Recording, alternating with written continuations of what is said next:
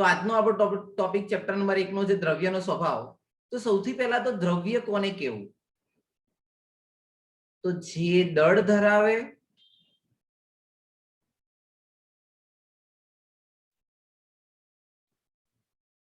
અને જે જગ્યા રોકે. જે દળ ધરાવે અને જે જગ્યા રોકે તેને દ્રવ્ય કહે છે. વિશ્વનો એવો કોઈ પદાર્થ ખરો કે જે દળ અને જગ્યા ના ધરાવતો હોય? દાખલા તરીકે તમે સપોઝ તમારા ફોનમાં જોવો છો, ફોનની જગ્યા ધરાવે અને દળ ધરાવે. સપોઝ કોઈ વસ્તુની અંદર હવા ભરેલી હોય તો હવામાં પણ વજન હોય, એટલે કે દળ ધરાવે અને જગ્યા રોકે. તો વિશ્વનો પ્રત્યેક પદાર્થ એ દ્રવ્ય છે. પણ દ્રવ્યને ડિફાઇન કોને આધારે કર્યો? તો દ્રવ્યને ડિફાઇન કર્યો કે જે દળ ધરાવે અને જે જગ્યા રોકે તેને દ્રવ્ય કહે છે. આ દ્રવ્યનું વર્ગીકરણ બે રીતે કરવામાં આવ્યું છે. તો તેના વર્ગીકરણની અંદર યાદ રાખવાની બાબત છે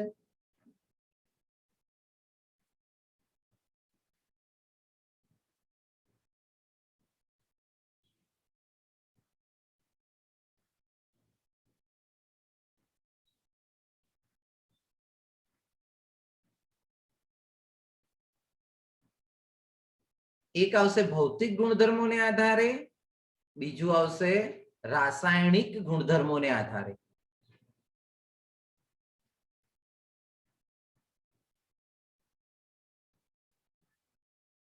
તો પહેલું આવશે ભૌતિક ગુણધર્મોને આધારે.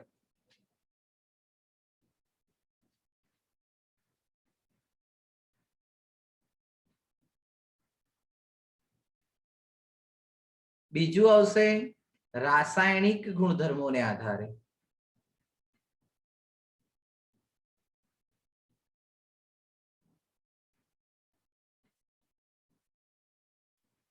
તો એક આવે ભૌતિક ગુણધર્મોને આધારે, બીજું આવે રાસાયણિક ગુણધર્મોને આધારે. ભૌતિક ગુણધર્મોને આધારે દ્રવ્યના 3 પ્રકાર પડે. દ્રવ્યની મૂળભૂત અવસ્થાઓ કઈ કઈ? કોઈ સાંભળ્યું છે? દ્રવ્યની અવસ્થા, વેરી ગુડ, ઘન, પ્રવાહી અને વાયુ. તો આપણે આવું તો નાના સ્ટાન્ડર્ડમાં શીખ્યા છે કે 3 અવસ્થા આવે. કઈ કઈ 3 અવસ્થા આવે? તો ઘન આવે, પ્રવાહી આવે અને વાયુ આવે. આ સિવાય પણ 2 અવસ્થા હોય જે આપણે ટેક્સ્ટબુકમાં નથી લખી પણ આવે છે ખરી. ઘન, પણ મૂળભૂત પૂછી હોય ને તો 3 જ: ઘન, પ્રવાહી અને વાયુ.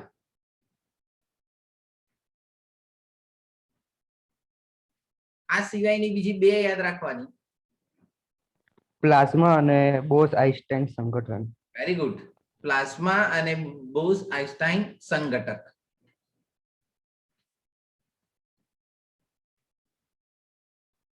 આ ટેક્સ્ટબુકમાં નથી લખી પણ યાદ રાખવાનું.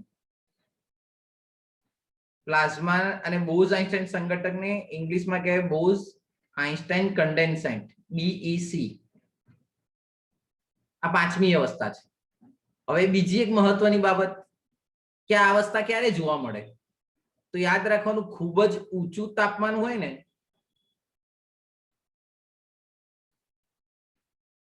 4000 કેલ્વિન કરતા પણ ઊંચું, વાયુ પછીની જે અવસ્થા આવે ને એને શું કહેવાય? તો પ્લાઝ્મા. તો ખૂબ જ ઊંચું તાપમાન હોય ત્યારે આ અવસ્થા જોવા મળે. હવે એમ થાય કે બોઝ-આઇન્સ્ટાઇન ઘટક ક્યારે જોવા મળે? તો એનાથી વિરુદ્ધ, ખૂબ જ નીચું તાપમાન હોય ત્યારે તમને આ અવસ્થા જોવા મળે. તો ફરીથી એકવાર, ભૌતિક અવસ્થાને આધારે 3 પ્રકાર: ઘન, પ્રવાહી અને વાયુ. હવે એના પછી યાદ રાખવાનું, વાયુની અંદર પાછા કેટલા પ્રકાર, એટલે કે એના સિવાયની બીજી 2 અવસ્થા આવે. કઈ કઈ આવશે? તો પ્લાઝ્મા અને બોઝ-આઇન્સ્ટાઇન કન્ડેન્સેન્ટ અથવા સંઘટક. ખૂબ જ ઊંચું તાપમાન જોવા મળે તે પ્લાઝ્મા કહેવાય, અને ખૂબ જ નીચા તાપમાને જોવા મળે તો તેને કહેવાશે બોઝ-આઇન્સ્ટાઇન કન્ડેન્સેન્ટ. હવે એના પછી રાસાયણિક ગુણધર્મોને આધારે. તો મૂળભૂત રાસાયણિક ગુણધર્મોને આધારે અહીં વર્ગીકરણ કર્યું છે પહેલા 2: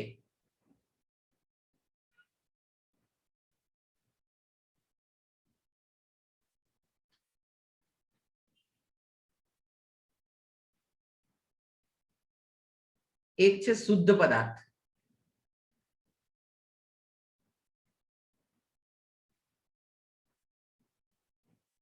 શુદ્ધ પદાર્થ, અને બીજું આવશે રાસાયણિક લાક્ષણિકતાને આધારે મિશ્રણ. મિશ્રણ છે ને એમાં એક કરતા વધારે ઘટકો મિશ્ર થયા હોય એટલે એને શુદ્ધ કહેવાય નહીં. હવે શુદ્ધ પદાર્થની અંદર પાછું બે ડિવાઇડેશન પાડ્યું. આ એક ગ્રાફ ડ્રો કરીએ છીએ, પછી આપણે ડિટેલમાં બધા વિશે શીખવાનું. તો એમાં એક આવશે તત્વ અને શુદ્ધ પદાર્થમાં બીજું આવશે સંયોજન. મિશ્રણની અંદર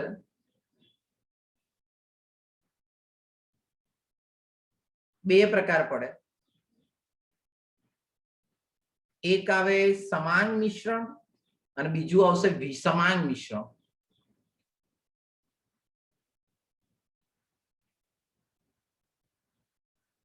તો એક આવશે સમાન મિશ્રણ અને બીજું આવશે વિષમાંગ મિશ્રણ.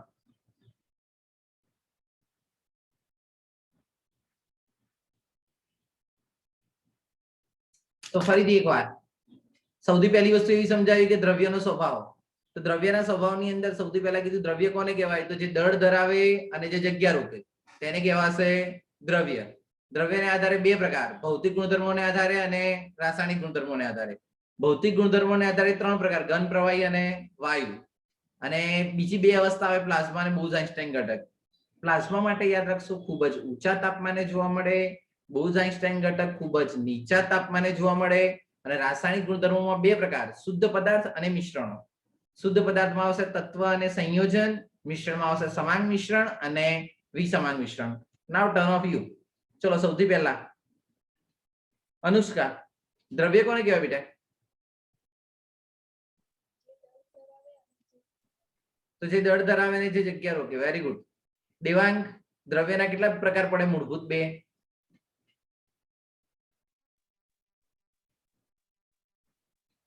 બેટા તારો અવાજ નહીં આવતો, તે માઇક અલાઉ નહીં આપ્યું લાગતું.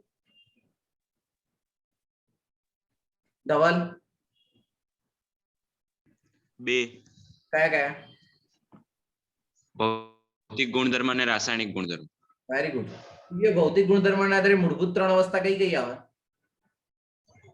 ઘન, પ્રવાહી અને વાયુ. ઘન, પ્રવાહી અને વાયુ. Very good. દિયા, બીજી બે કઈ અવસ્થા? Plasma BC. Okay, plasma BC. બીજી દિયા, પ્લાઝ્મા બેટા કઈ અવસ્થાએ જોવા મળે, ક્યારે જોવા મળે એમ? ખૂબ જ ઊંચું તાપમાન. હા, ખૂબ જ ઊંચું તાપમાન હોય. અને હિમાની બોઝ-આઇન્સ્ટાઇન સંઘટક કન્ડિશન ક્યારે જોવા મળે બેટા? જ્યારે ખૂબ જ નીચું તાપમાન હોય ત્યારે. Okay, good. જાનવી, રાસાયણિક ગુણધર્મોના આધારે બે કયા પ્રકાર પડે બેટા? શુદ્ધ પદાર્થનું મિશ્રણ. શુદ્ધ પદાર્થનું મિશ્રણ. મનન, શુદ્ધ પદાર્થમાં બીજા બે કયા આવે? તત્વ અને સંયોજન. તત્વ અને સંયોજન. Very good. સાહિલ, મિશ્રણમાં કયા બે પ્રકાર પડે? સમાંગ મિશ્રણ અને વિષમાંગ મિશ્રણ. સમાંગ મિશ્રણ અને વિષમાંગ મિશ્રણ. Very good. વંશ, ફરીથી એકવાર, દ્રવ્ય કોને કહેવાય? બોલી જા હાલ, પછી આપણે આગળ વધીએ. વંશ, દ્રવ્ય કોને કહેવાય? જે દળ ધરાવે અને જગ્યા રોકે. જે દળ ધરાવે અને જે જગ્યા રોકે તેને દ્રવ્ય કહેવાશે. ડન. તો આ એક વસ્તુ પતી. હવે આપણે એની બેઝિક માહિતી મેળવીએ કે ભૌતિક ગુણધર્મોને આધારે વર્ગીકૃત કરવામાં આવે તો તેને આધારે તેને કઈ રીતે ડિવાઈડ કરી શકાય. તો આપણે કીધું વિશ્વનો પ્રત્યેક પદાર્થ એ દ્રવ્ય છે. મારા હાથમાં રહેલી પેન લઈ લો, સામે રહેલું લેપટોપ લઈ લો, કે તમે જ્યાં પણ વસ્તુ બેઠા છો, આપણે પોતે પણ દ્રવ્યમાં આવીએ. કારણ કે વિશ્વનો કોઈ એવો પદાર્થ નથી કે જે દળ ના ધરાવતો હોય અને જગ્યા ના રોકતો હોય. બરાબર? સિવાય ભગવાને કીધેલી આત્મા, એ આપણને નહીં ખબર, બાકી બધું આવી જાય. હવે મેન વસ્તુ વિચારીએ, ઘન, પ્રવાહી અને વાયુ. તો એની અંદર શું ડિફરન્ટ હોય એના વિશે આપણે ચર્ચા કરવાની. તો પહેલા આપણે એક લઈ લઈએ ઘન, પછી અહીંયા લઈ લઈએ પ્રવાહી અને પછી અહીંયા લઈ લેવામાં આવે વાયુ. ઘન, પ્રવાહી અને વાયુ. એની અંદર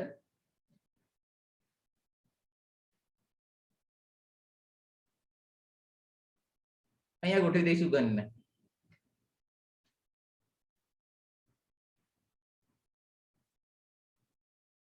પછી અહીંયા રાખીશું પ્રવાહી.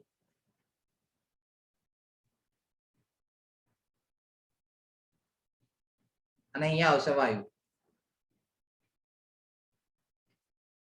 ચલો હવે થોડા ઘણા પરમાણુ ભરી દઈએ તેમ સારું લાગે.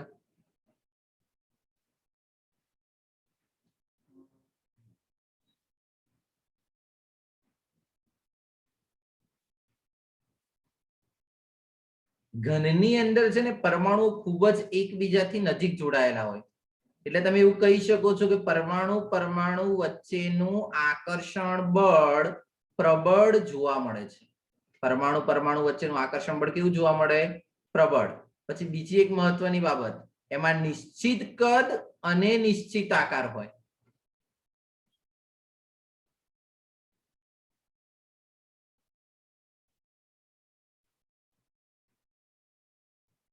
તો પરમાણુ ખૂબ જ એકબીજાની નજીક પ્રબળ આકર્ષણથી જોડાયેલા હોય, નિશ્ચિત કદ હોય અને નિશ્ચિત આકાર હોય છે. તેના પર દબાણની અસર નહિવત થાય છે અથવા ન પણ થાય એવું કહી શકો તમે. પછી વિચારીએ પ્રવાહી. પ્રવાહીમાં નિશ્ચિત કદ હોય, નિશ્ચિત આકાર હોય. યસ યા નો? ના. ના હોય. જે પાત્રમાં ભરો એ પાત્રનો આકાર ધારણ કરે. માની લો કે સવારમાં આપણી ઈચ્છા ના હોય ને તમને કાઢી મૂકે, ભાઈ જા દૂધ લઈને તપેલી લઈને મોકલ્યો હોય, તો તપેલી લઈને મોકલ્યો હોય તો દૂધ 1 લીટર આપો તો 1 લીટરનો આકાર કોના જેવો થાય?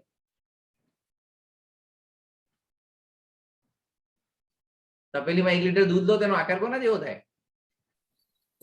તપેલી જેવો. થર્માસ હોય તો બોલતા રહો, નહીતર ઓનલાઈનમાં છે ને તમે ખોવાશો. એકલા એકલા ના લાગવું જોઈએ. તો જો સૌથી પહેલી વસ્તુ બેટા છે ને 3 મુદ્દા યાદ રાખવાના. પહેલો મુદ્દો આપણો એ છે, માઇક ચાલુ છે.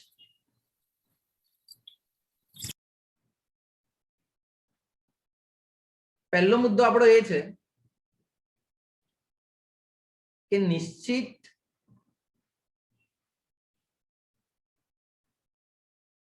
દળ એટલે કે જથ્થો અને નિશ્ચિત આકાર હોય. પહેલી વસ્તુ નિશ્ચિત દળ અને નિશ્ચિત આકાર. અહીંયા શું કહી શકો બેટા? નિશ્ચિત જથ્થો હોય પણ શું ના હોય? આકાર. આકાર. જે પાત્રમાં ભરો તેવો આકાર ધારણ કરે.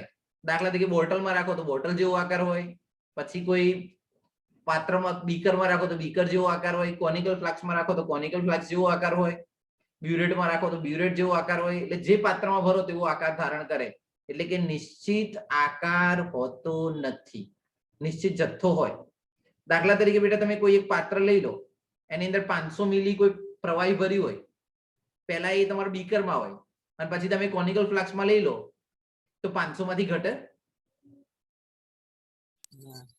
ના ઘટે. ખાલી ફેરફાર શું થાય? આકારમાં ફેરફાર થાય. આકારમાં ફેરફાર થાય. Very good. એટલે આકાર બદલાઈ જાય, જથ્થો બદલાતો નથી. અને વાયુ એવું છે ને કે રખડેલ છે, નિશ્ચિત કદ પણ ના હોય અને નિશ્ચિત આકાર પણ ના હોય. જે પાત્રમાં ભરો ને આખા પાત્રમાં શું થઈ જાય? તો ફેલાઈ જાય. તો તમે એવું કહી શકો છો કે નિશ્ચિત જથ્થો કે આકાર નથી, નિશ્ચિત જથ્થો પણ નથી અને નિશ્ચિત આકાર પણ નથી. આખા પાત્રમાં શું થશે? તો ફેલાઈ જાય છે. અને આ રીતે તમે મૂળભૂત રીતે તેને અલગ કરી શકો. પછી બીજો મુદ્દો યાદ રાખવાનો, ઘટક કણો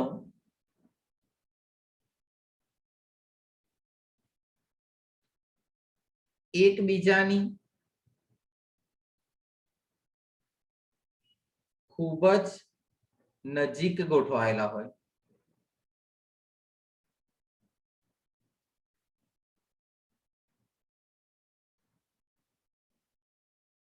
એટલે આકર્ષણ વધુ.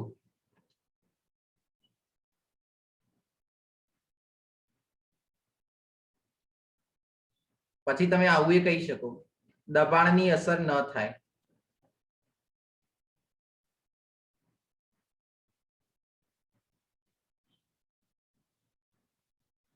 તો દબાણની અસર થતી નથી. ચલો હવે આની અંદર તમે એવું કહી શકો કે ઉદાહરણ તરીકે કયા લેવાય? તમારી બાજુમાં રહેલી કોઈ પણ બે ઘન વસ્તુના નામ આપો. હાલો,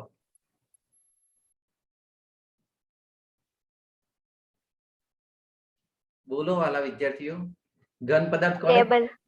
ટેબલ. ચલો, વેરી ગુડ. બીજું હું એક બોલી જાઉં, કશો વાંધો નહીં. લોખંડ. લોખંડ. હા, લોખંડ લઈ શકાય. બીજું કોઈ પણ pen, pencil, as you like વગેરેનો સમાવેશ શામાં કરવામાં આવે છે? તો ઘન પદાર્થમાં. પછી આની અંદર આપણે એવું કીધું કે નિશ્ચિત કદ હોય છે, આકાર હોતો નથી. ઘનની સરખામણીમાં આકર્ષણ ઓછું. ઘનની સરખામણીમાં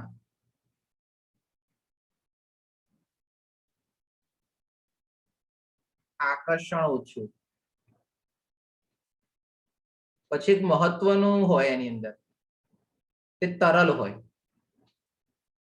કેવા જોવા મળે છે? તરલ હોય. તરલ એટલે શું બેટા, ખબર છે?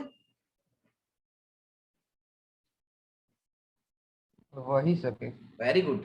વહનશીલ હોય. બચ્ચા ટॉप करेगा. શું નામ હતું બેટા તારું? મન.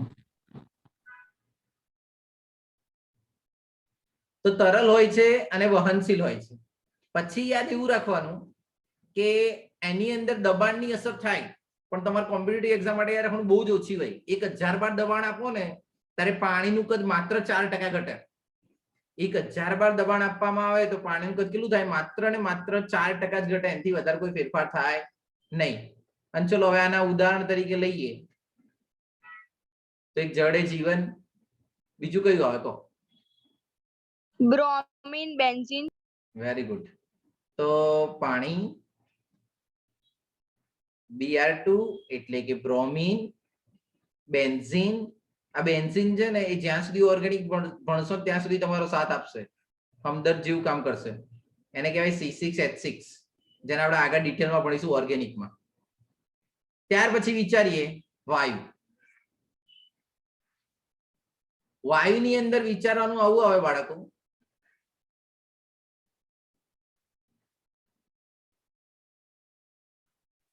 આકર્ષણ કેવું આવે તો ખૂબ જ ઓછું. ઘટક કણો વચ્ચેનું આકર્ષણ ખૂબ જ ઓછું. એટલા કારણે આખા પાત્રમાં ફેલાઈ જાય. સ્પ્રે હોય ને અથવા કોઈ વાયુ હોય ને તો આપણે કેવું ના પડે કે ભાઈ તું આગળ જા, એ ઓટોમેટિક જાય. પ્રવાહી હોય ને વહનશીલ હોય પણ ઓછું, નોર્મલ રીતે વહી શકે. અને ઘન પદાર્થ છે એનું વહન થાય નહીં. હવે કોઈ એવું ના કહેતા કે લપસણી પર મૂકીએ ના જાય, પણ આપણે સીધી સપાટીની વાત કરવાની. તો આકર્ષણ ખૂબ જ ઓછું.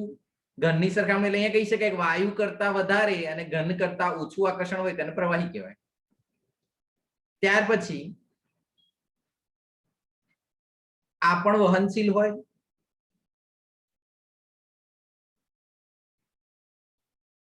અને આના ઉદાહરણ તરીકે કોઈ પણ વાયુ લઈ શકાય. ચલો કયા કયા 2-3 વાયુના નામ બોલો. હવા, આર્ગોન. Very good.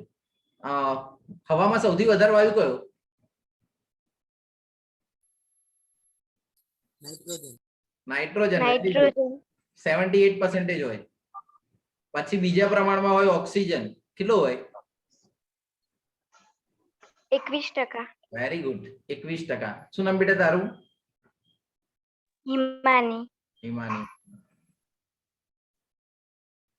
તો આ રીતે તેને અલગ અલગ દર્શાવી શકાય. તો ફરીથી એકવાર ઘન પદાર્થ માટે શું કહેવાનું? તો નિશ્ચિત દળ હોય છે, નિશ્ચિત એટલે કે જથ્થો અને આકાર હોય છે, અણુ વચ્ચેનું આકર્ષણ ખૂબ જ નજીક હોય છે, પરમાણુની ગોઠવણી એકદમ ક્રમબદ્ધ હોય છે અને આકર્ષણ વધુ હોય.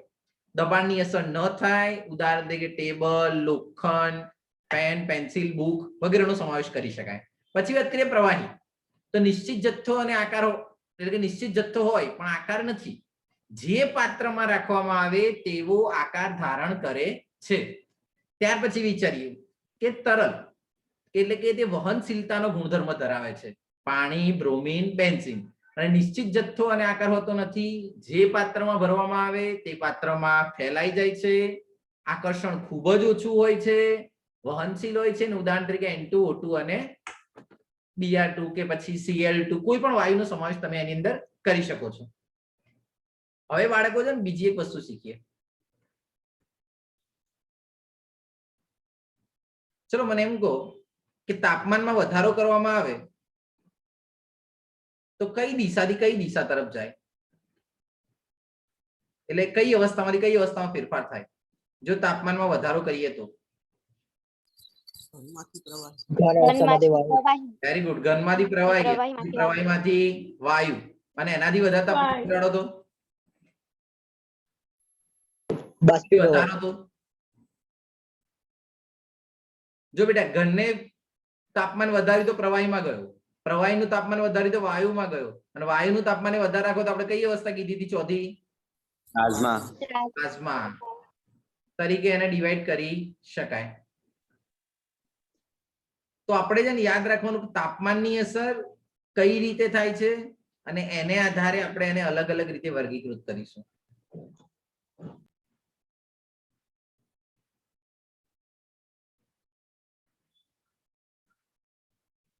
લેક્ચર બદલાય તો ફરીથી જોઈન થવું છે ને? હા કે ના તો બોલો. હા તો આવી જજો ફરીથી શરમાયા વગર. જોઈ લો. હવે સૌથી પહેલા આપણે શું કરીશું તો અહીંયા આવશે ઘન પદાર્થ છે, ઇટ્સ કોલ્ડ સોલિડ. પછી વિચારીએ પ્રવાહી, તો એને કહેવાય લિક્વિડ. લાસ્ટમાં આવશે એર. તો સોલિડ, લિક્વિડ એન્ડ ગેસ. જ્યારે પણ સંજ્ઞા સ્વરૂપે રિપ્રેઝેન્ટ કરવાનું હોય ત્યારે આ રીતે કરાય. ચલો અહીંયા આપણે કરીશું તાપમાનમાં જેમ જેમ આગળ તરફ જવામાં આવે ત્યારે તાપમાનની અંદર વધારો કરવામાં આવે છે.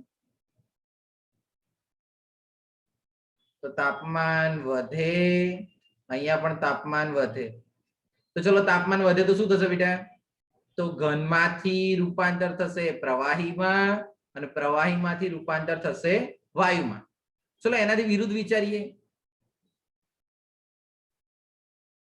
જો તાપમાનમાં ઘટાડો કરવામાં આવે તો? વાયુમાંથી પ્રવાહીમાં અને પ્રવાહીમાંથી ઘનમાં. Very good.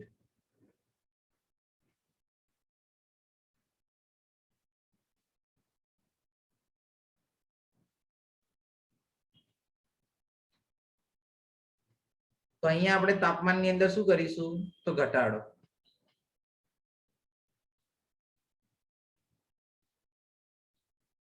આનું બેસ્ટ ઉદાહરણ કયું? તો જળ એ જીવન. H2O સોલિડ સ્વરૂપે હોય તો શું કહેવાય બેટા એને? બરફ. બરફ. CO2.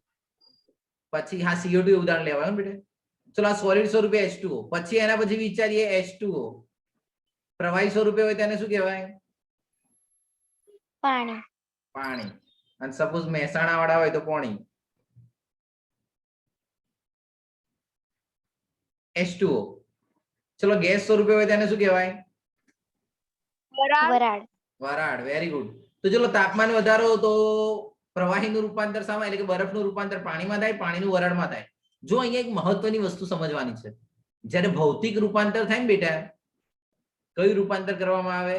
ભૌતિક રૂપાંતર થાય ને ત્યારે તેની અવસ્થા બદલાય. સોલિડ હોય તો લિક્વિડ થાય, લિક્વિડ હોય તો ગેસ થાય. તેના રાસાયણિક બંધારણમાં કોઈ ફેરફાર થતો નથી. બરફ હોય તો એનું અણુસૂત્ર શું થાય બેટા? CO2. હા એટલે H2O. પછી પાણી હોય તો પણ શું થાય એનું અણુસૂત્ર? H2O. H2O. અને વરાળ હોય તો પણ એનું અણુસૂત્ર શું થાય? H2O. H2O. એટલે એમ કહી શકીએ છીએ કે રાસાયણિક બંધારણમાં કોઈ જ ફેરફાર થતો નથી. માત્ર ને માત્ર ફેરફાર શામાં થાય? બોલીએ. ભૌતિક. હા ભૌતિક અવસ્થાની અંદર ફેરફાર થતો જોવા મળે છે. તો આ રીતે તમે એને સમજાવી શકો છો. અને જે પેલો બાળક કહેતો હતો ને CO2 એના માટે કહું એકચ્યુઅલીમાં છે ને બેટા સૂકો બરફ આવે. આપણે કહું આઈસ્ક્રીમ ને સાચવવા માટે જે વપરાય ને એને સૂકો બરફ કહેવાય. અને સૂકો બરફ એ શું છે? તો રિયલમાં CO2 નું ઘન સ્વરૂપ. તમે નોર્મલી ખબર એવું કહેવાય છે કે અમુક બરફ હોય ને જે આઈસ્ક્રીમ સાચવવા માટે વપરાતો હોય એ હાથમાં રાખો ને તો હાથ બળવા લાગે. તેને ઘન CO2 કહેવાય અને ખૂબ જ ઠંડો હોય. આપણે કૃત્રિમ રીતે આપણે કોઈ પણ એન્ગેજમેન્ટ હોય કે ફંક્શન હોય ત્યાં ધુમાડા નહીં નીકળતા વ્હાઈટ પાણીમાંથી, એના માટે સૂકો બરફ વપરાય. અને એને ગરમ કરો તો પ્રવાહીમાં જાય અને વાયુમાં જાય. અને આ રીતે તેને સમજાવી શકાય. હવે બેટા લેક્ચર છે ને 1 મિનિટની વાર હું ક્લોઝ કરું છું, ફરીથી જોઈન થઈ જજો 1 મિનિટ પછી.